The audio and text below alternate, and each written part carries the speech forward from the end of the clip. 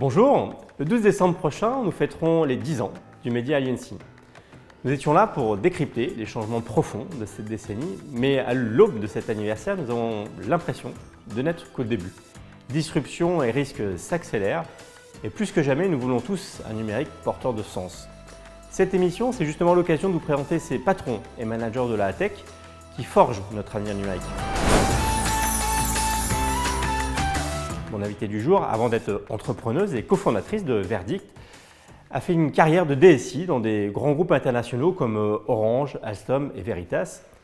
Christine Ekman, bonjour. Bonjour Sylvain. Merci d'être avec nous. Christine, je vais t'embarquer pour une série de questions pour découvrir si pour toi le numérique est vraiment forever. Mais avant, je veux que tu nous dises quelques mots sur cette aventure d'entrepreneuse et sur la création de Verdict. Alors effectivement, Verdict, c'est une start-up green. Elle a été cofondée par deux femmes et on a bientôt 2 ans. L'ambition, c'est réellement de proposer une plateforme de responsabilité numérique pour les entreprises. L'idée étant d'offrir à des DSI notamment un outil stratégique qui va leur permettre de construire, mais aussi de maîtriser un numérique durable, plus responsable, plus économique, plus aussi attractif pour les talents et peut-être aussi permettre au DSI d'avoir une vraie contribution au sein de la responsabilité sociétale de son entreprise. Allez, justement, si on revient sur le plongeon, c'était quoi le déclic de ce qui a fait cette carrière dans le numérique pour toi? C'était quoi le déclencheur? En fait, le numérique, moi je suis tombée très tardivement parce qu'en fait j'ai commencé à être initiée à l'informatique, j'avais plus de 20 ans.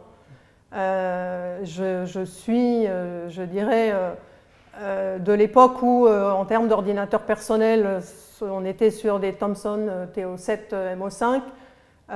Et effectivement, quand j'ai commencé mes études dans les labos, j'avais un PDP 1134, on était avec des cartes perforées, donc c'était le monde d'avant, avant. Allez, je te laisse nous proposer une question 1 à 5, à toi de choisir. 2. 2. Ce dont tu es le plus fier dans ton parcours? Alors oui, effectivement, j'ai passé la moitié de ma carrière chez Alstom et je crois que les 2 dernières années ont été les plus fortes, au sens où c'était la période du M&A avec GE et j'ai eu à reconstruire en fait toute l'informatique du nouveau Alstom Transport d'aujourd'hui. Et en fait, on a reconstruit pratiquement du sol au plafond et on avait, puisque c'était un M&A, on avait 24 mois et pas un jour de plus. Une autre question sur cette colonne? 4. Hop. Une anecdote amusante qui te revient dans ton parcours professionnel? Alors mon parcours, j'ai aussi passé 3 ans en Asie-Pacifique à monter l'informatique toujours d'Alstom.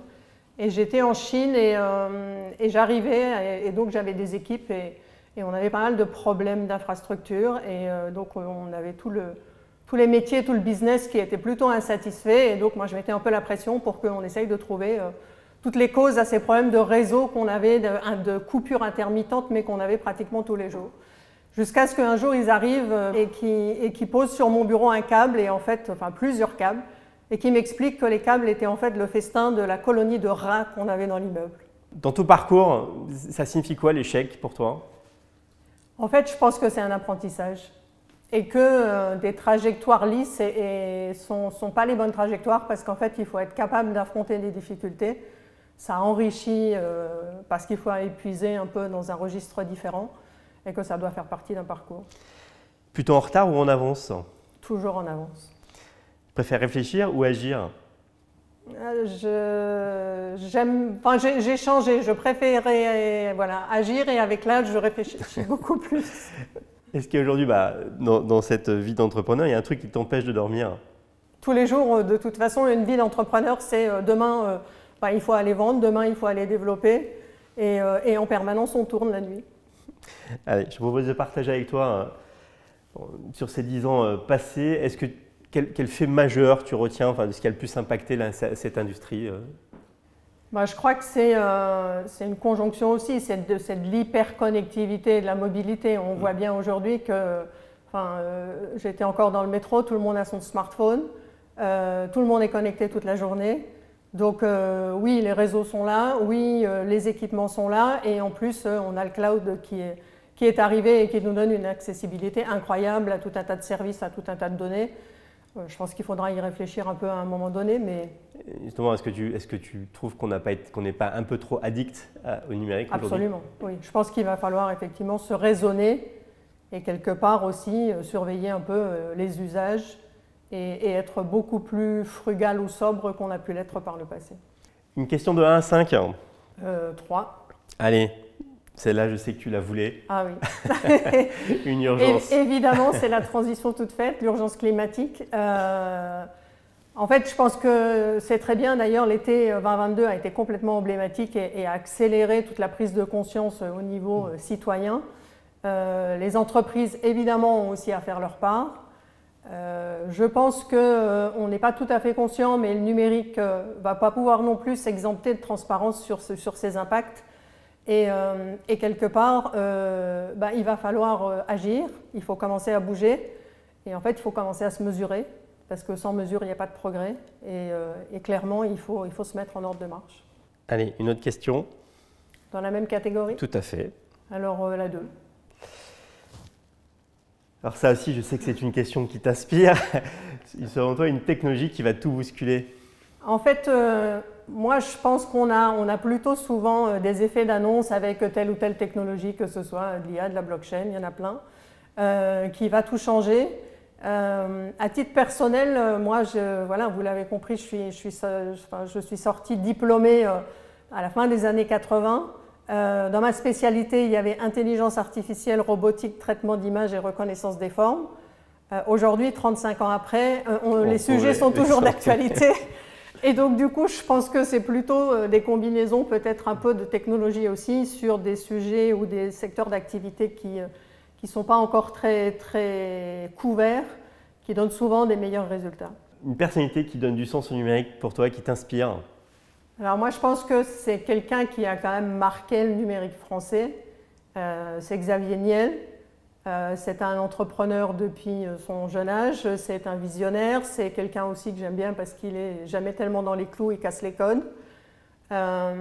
Et il a aussi un peu un côté altruiste, on l'a vu avec l'école 42. Et puis l'école d'agriculture qu'il a créée. Exactement. Et en tout cas, de mon côté, c'est aussi lui qui a monté la station F. Et nous, aujourd'hui, avec Verdict, on est incubé à la station F. Et on est aussi en train d'héberger tous nos développeurs. Et on a fêté les 5 ans de la station F et il était là, donc voilà. Une question de 1 à 5. 4. L'autre métier que tu aurais adoré faire si tu n'avais pas fait cette carrière dans le numérique? Alors, adorer, je ne sais pas, mais en tout cas, je suis quelqu'un qui a envie que les choses bougent. J'ai besoin un peu d'adrénaline, j'ai besoin un peu de risque, et je pense que j'aurais peut-être bien aimé faire chirurgien, parce qu'en fait, des humains à la place des ordinateurs, je pense que ça fait quand même plus de sens aussi. Bon, Christine, je te remercie. On arrive à l'issue de cet entretien. Est-ce que tu as un message à passer aux équipes d'Aliency pour ces 10 ans? D'abord, bravo, parce que c'est une belle réussite et 10 ans, c'est pas rien. Et puis, j'espère bon vent pour les 10 prochaines. Bon, puis on t'a embarqué dans notre réseau Aliency Connect, donc j'espère qu'on te fera rencontrer plein de gens qui te sont utiles dans cette aventure entrepreneuriale. Et ma dernière question, est-ce que pour toi, ce numérique, il est vraiment forever? Of course, mais durablement. Merci à toi d'avoir joué le jeu de cet échange. Merci à vous de nous avoir suivis. Alors n'hésitez pas à découvrir tous ces entretiens qui vous présentent ces personnalités de la tech. À bientôt et surtout on se retrouve tous le 12 décembre pour cet anniversaire Aliency. Merci. Merci Christine. Merci Sylvain.